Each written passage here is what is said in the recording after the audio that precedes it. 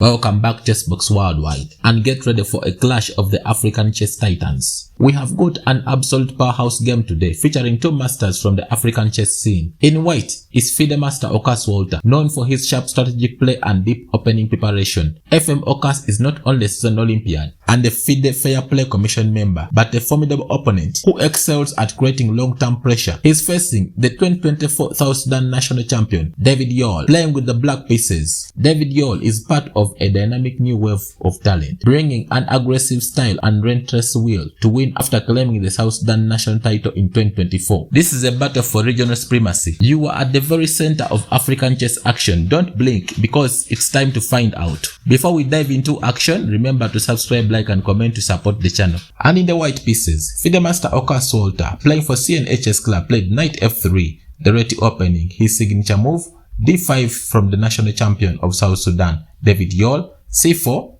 c6, g3, knight comes to f6, bishop g2, e6, short castling, bishop e7, preparing for short castling, b3, planning to put the bishop on b2, queen b6, queen c2, knight a6, knight c3, short castling from Yol. Okas went on and played bishop b2, but however, d4 should have been considered, followed by c5, and after knight f4, hitting on the queen, queen 7, bishop f4, but however, after short castling from David Yol, he played bishop b2, and Yol played knight c5, rook comes to d1, intending to go ahead and expand on the queen side, h6, bishop a1, queen goes back to d8, in anticipation of pawn coming to b4, h3 cutting off the g4 square from the knight, b6, planning to open up for the bishop, d4, hitting on the knight, knight comes to d7, e4 by Walter, and in this position, it was important for David Yol to go ahead and play knight takes e4. For example, after knight takes e4, we could have seen knight takes e4, pawn takes e4, queen takes e4 by bishop b7 with a promising attack.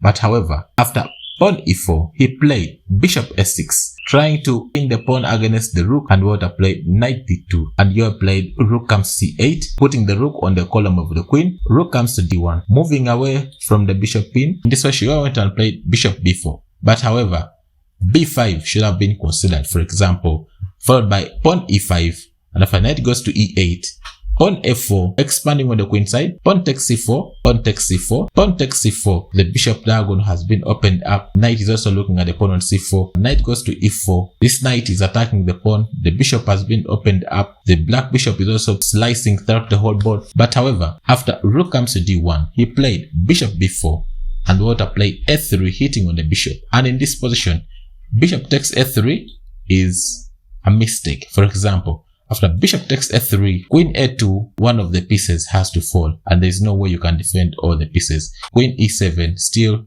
b4 is a powerful move. One of the bishops has to fall.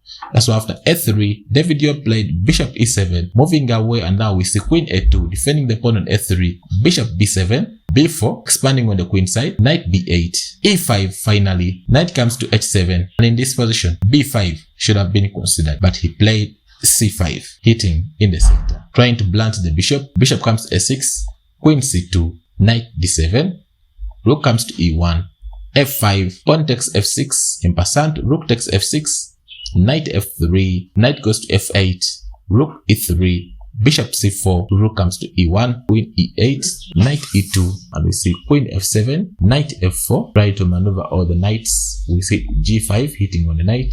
And after knight d3, both knights are looking at the e5 square. Yol went and played knight g6, putting an eye on the e5 square. But however, queen h7 should have been considered, feeding the queen. After queen d1, moving away from the pin, bishop takes d3, rook takes d3, rook f7, bishop comes to c3, queen comes to f5, rook comes to e3, h5, bishop f1, and after g4, bishop d3, queen f6. However, after knight d3, Yol played knight g6. In this position, Walter went and played knight coming to e5, but however, knight h2 should have been considered, intending to bring the knight on g4 to hit on the rook, and also to put an eye on the h6 square.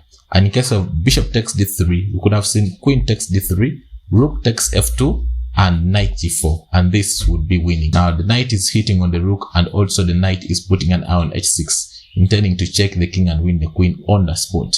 But however, after knight g6, he played knight comes to e5, knight takes on takes, trying to open up for the bishop, rook comes to g6, b6, knight comes to d2, bishop goes to b5, and in this position, takes b6 should have been considered, followed by knight takes b6, rook f3, hitting on the queen, queen goes to h7, rook comes into f6, and after bishop takes f6, pawn takes f6, rook comes to e8, knight f3, knight goes in, because now the knight was looking at all these dark squares, knight comes to e5, knight takes, bishop takes, and queen f7, bishop f3, and I can tell you this will be a dominating position for white because all these moves could be seen. Bishop is going to be coming in, pawn has dominated all the squares around the king. After bishop b5, he played bishop d4, and now he's in this position. Pawn takes b5 should have been considered, followed by pawn taking b5, but however, he played rook g7, moving away from the eye of the queen, rook c3, queen g6, intending to extend the queens, and Walter went on and played queen b3, but however, queen takes g6 should have been considered. For example, after queen takes g6, we could have seen rook takes g6, bishop f3,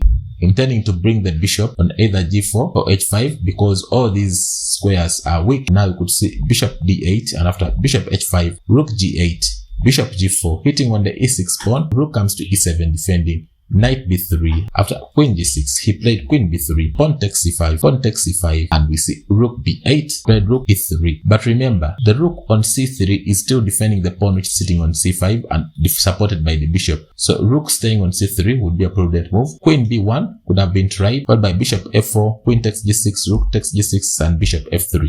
This would be a promising position to play. But however, after rook b8, he played rook comes to e3. And now we see bishop takes c5, bishop takes c5, knight takes c5, hitting on the queen, queen c3 should have been considered. For example, after queen c3, knight f4, queen f5, s6. After knight takes c5, he played queen b4, Yol played queen c2.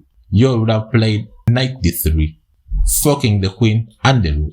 And after rook takes d3, queen takes d3, knight f3 because knight was attacked by the queen, c5, and after queen takes c5, rook f7, rook comes to e3, queen c4, requesting for an exchange, queen d6, and after rook e8, defending the pawn on e6. After queen b4, he played queen c2, and Walter played knight f3, knight d3 finally, queen d6, attacking the rook, which is sitting on b8, rook goes to e8, rook attacks the queen, queen c1 check, knight comes to e1 defending, knight f4 was a very powerful move, but Yol played rook f7. For example, in case of knight f4, pawn taking this knight, pawn takes knight, and now we see that the pawn is attacking the rook, the bishop is attacking the rook.